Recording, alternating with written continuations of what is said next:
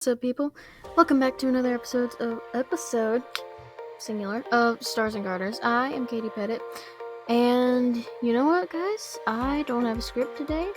It's dark, it's stormy. Not that that's a bad thing. I like rain and storms, but I'm tired, and you know what?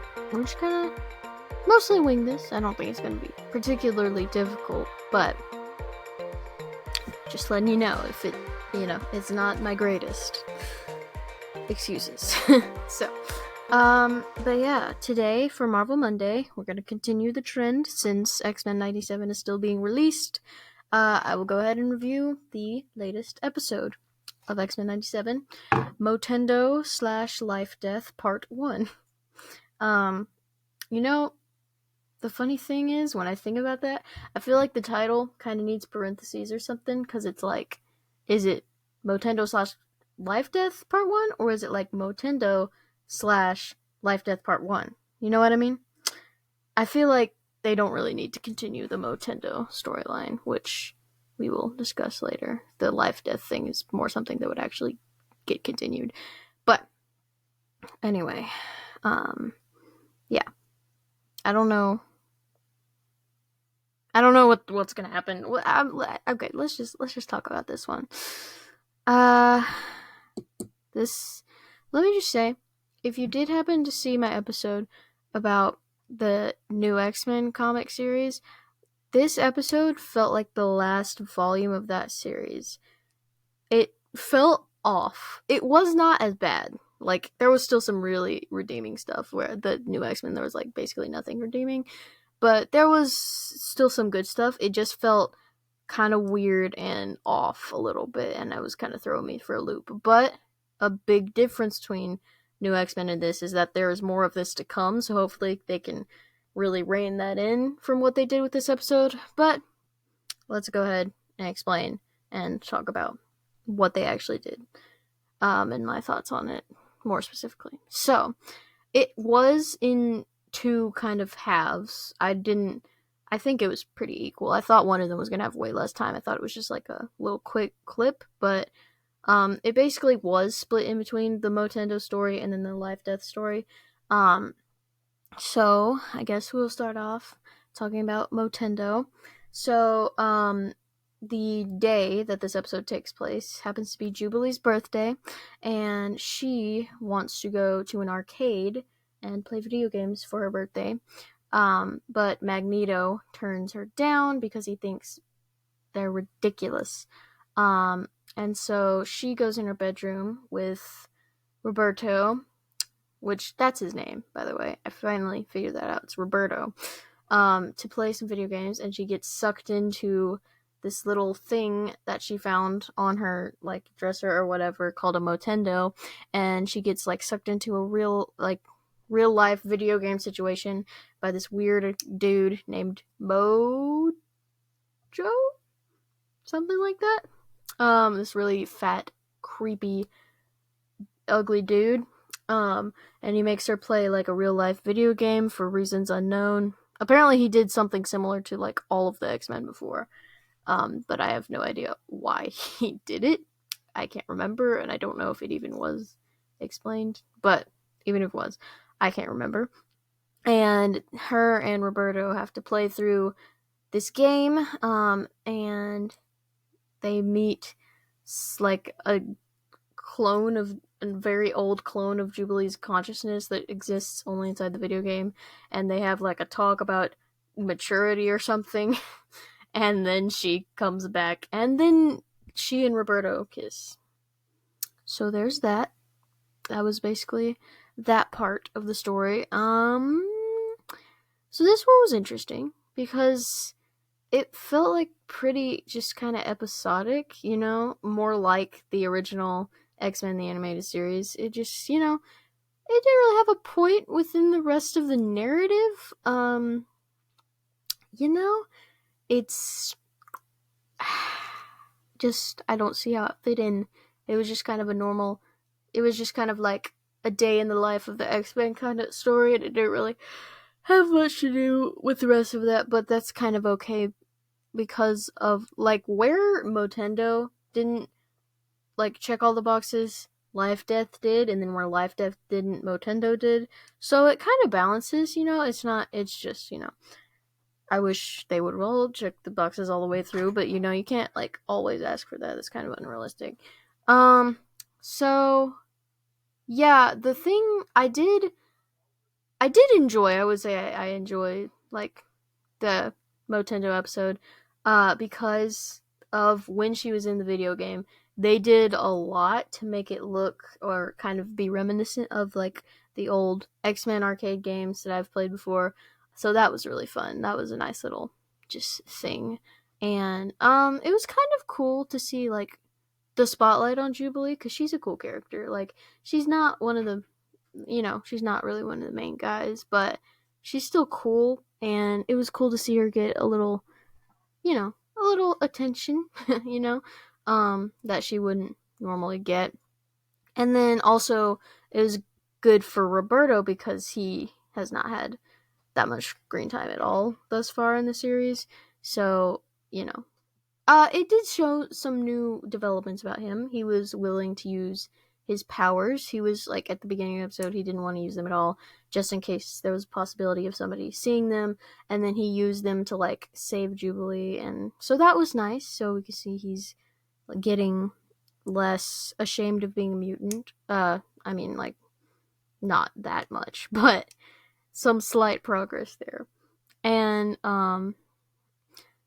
you know, they could have done it a lot slower and a lot more of it, but I guess, it was kind of nice for, the youngest X-Men to have to,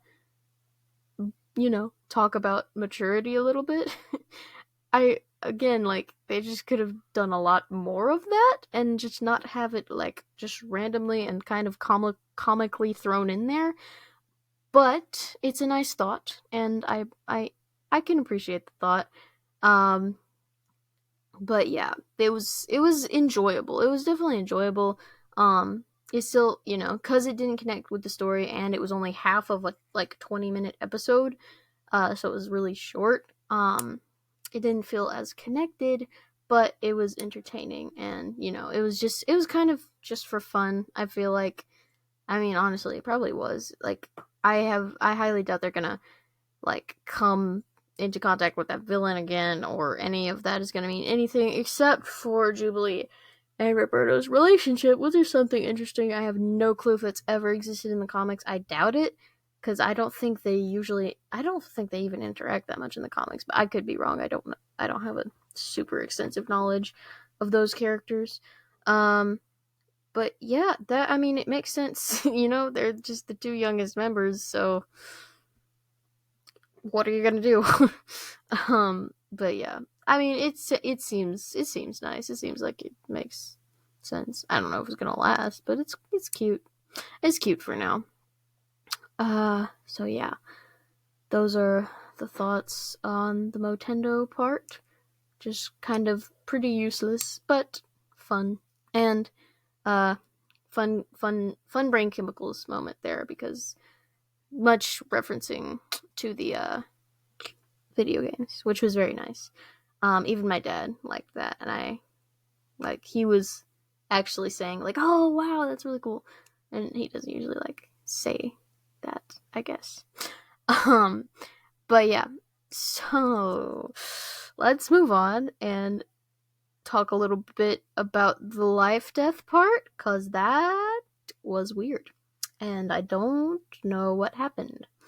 It didn't start out super weird, It kind of picked up where it left off about Storm meeting Forge, because his mutant power is like he can invent basically anything. There's some like, what's the word? There's some condition for he can invent anything. It's something to do with his mind. I couldn't phrase it exactly for you right now, but basically, you can invent most things. So he's trying to invent something that can restore Storm's powers. So she's hanging out with him, and it kind of catches up on where they're at. He tries something and it fails, and so she's sad. But they're also kind of getting to know each other, just catching up, and then So after they try to get her powers back and it doesn't work, and she's really sad, I think she's planning on leaving, and then Forge is all like, "Don't leave. I love you." And so yeah, there's that. and then and then a giant owl demon is there, and she it sounded like she scratches up Forge and then grabs Storm. And that's the end of the episode. So, you know, thoughts on that half. So it was definitely more connected to the story because we want to see what's happening with Storm, and if she's gonna get her powers back. And it was really cool. It was catching up nicely for a second there.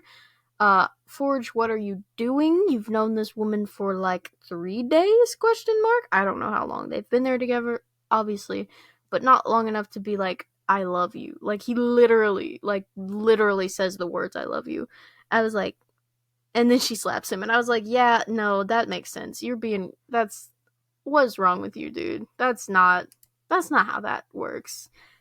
I mean, I don't know, she's attractive, but like, better judgment, friend. Because that's just real weird. And the demon owl. Yeah,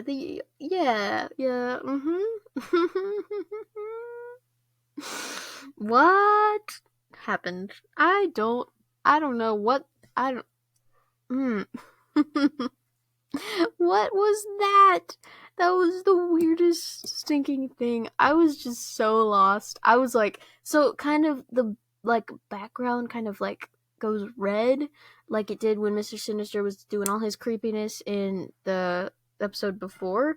And so I was like, oh, he's gonna come up and start giving them visions, and maybe that's what the owl was. But like, what? What? Why is it a giant owl? And like, I don't know if his visions are actually able to like hurt people. I can't remember because so I don't know if it's Mr. Sinister is what I'm saying, because the owl actually like scratched Forge like bad and like actually grabbed Storm. So I don't know if his visions are able to do that. But like, just why a talking owl? What was that? It was like it was it's one of those things where it's like terrifying kind of, and like deeply unsettling, but also kind of just hilariously goofy. It's like, what okay. What is this? I was literally, that was how my brain was going after I watched that. I was just like, what? Why? But what? But also what? And also what are you doing? So, again, they have time to wrap that up and explain a lot of things, and maybe then if like I was to rewatch that in the context, it would make a lot more sense. I'm hoping that's what they do, because otherwise I'm just gonna be like, they had some solid episodes, and then they were like, owl, and they ruined it. But I don't know. I don't know. I don't know what they're doing. I'm so worried now. Like, they were doing all right. They were not screwing up. I'm not saying this is a screw up. I'm saying this could lead to, the episode in itself is not a screw up episode. I'm just saying for the series as a whole, it is. I'm worried about the implications it has, that the series is going to get real weird and become significantly less like normal X-Men adventures, and become like try too hard to get deep into lore and then be deep and, I don't know, complex or whatever, and is just gonna try way too hard and then just be real weird and just kind of be like, yee, yuck, don't like that. Um, all I'm saying is please no more of that owl. I didn't like her. She was scary, but she was also kinda, I don't know, she looked like a bad Disney sidekick or something, you know what I mean? But, like, she was very creepy and deeply unsettling as well. So, you know, I'm hoping that's, like, somebody's illusion, and that there's not, like, a real owl villain.